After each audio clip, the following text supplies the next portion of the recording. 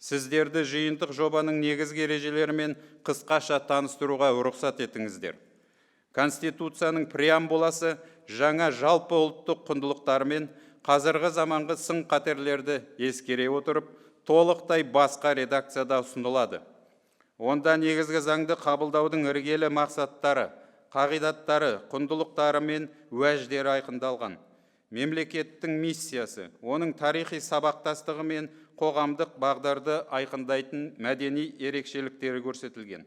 Бұл ережелер жиі қайта қарауға жатпайды және ұзақ мерзімді перспективада өзектілігін сақтайды. Аталған базалық қағидаттар қоғам мен мемлекеттің даму векторын айқындап, Конституцияның барлық нормаларын түсіндіруге шешуші ықпал етеді.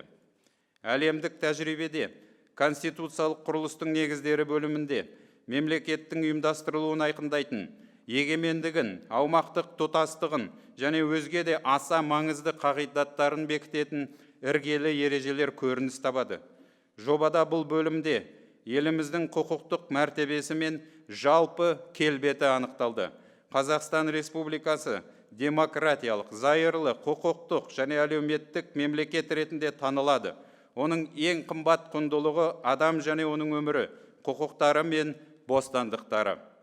Биліктің бөліну қағидатын бекітетін норма жаңа редакцияда тұжырымдалды. Мемлекеттің қолданыстағы құқығы мәселелеріне арналған конституциялық ережелер нақтыланды. Жекелеген өңірлерде конституциялық заңдар арқылы қаржы саласына қатысты арнайы құқықтық режим белгіленуіне негіз көзделеді.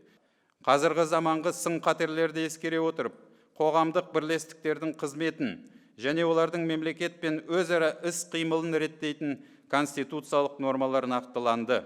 Мемлекет пен дін арасындағы қарым-қатынас, мемлекеттік рәміздер туралы конституциялық ережелер жетілдірілді.